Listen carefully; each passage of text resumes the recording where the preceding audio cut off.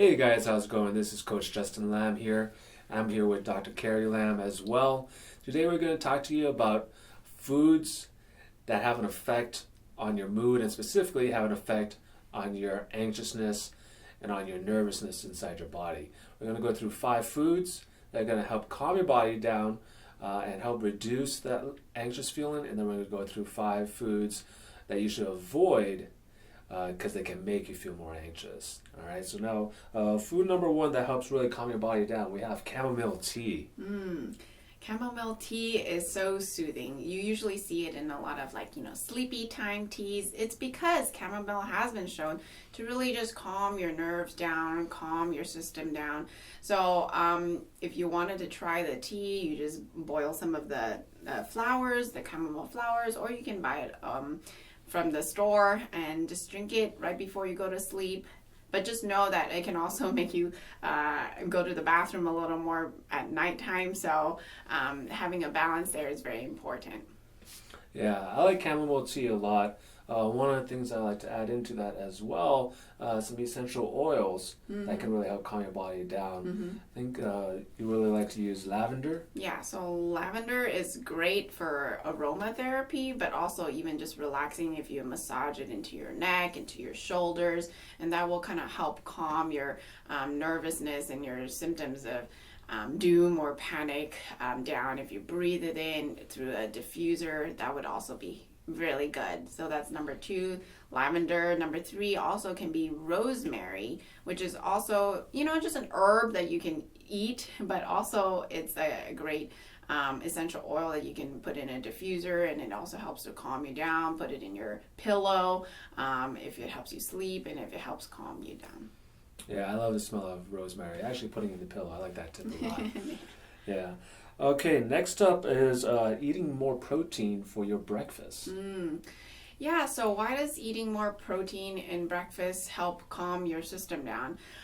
When you wake up in the morning after going through a whole night of fasting, your body is just aching for some food, and instead of giving it a huge sugar spike like pancakes, waffles, which is like the typical American breakfast, eating protein helps balance so that you don't have a big insulin spike. So eating protein with your carbs is very important to not have a sugar crash, because sugar crashes can also make your cortisol levels go whack and cause your symptoms of feeling very anxious.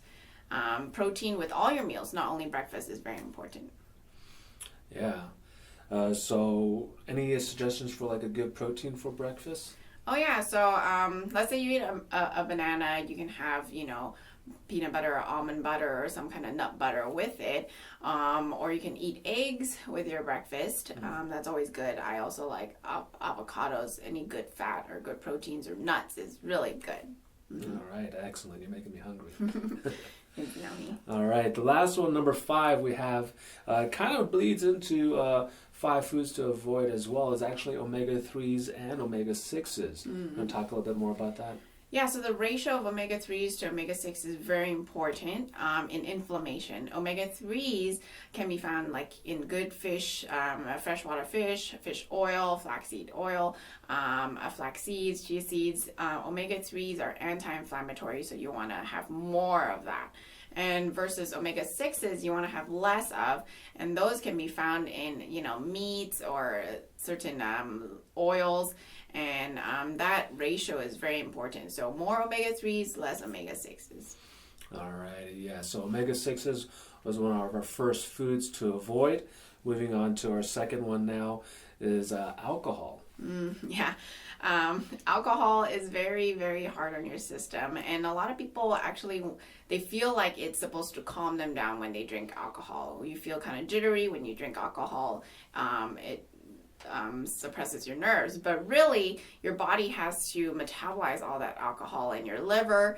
It actually makes you crash even more after you drink alcohol if you're not used to it, and so that is definitely a food to avoid, alcohol. Yeah. Okay. What do you think about coffee and caffeine? Yeah, caffeine can be hidden in, it's definitely in coffee, but can also be in soda, sometimes chocolate, teas. So caffeine definitely can ramp someone up, right? A lot of people drink that cup in the morning to get more energy. But the downside to getting more energy is that you have to come down from having that energy. And it really just builds up the nervousness and the jitteriness. So try to avoid caffeine. Yeah, definitely.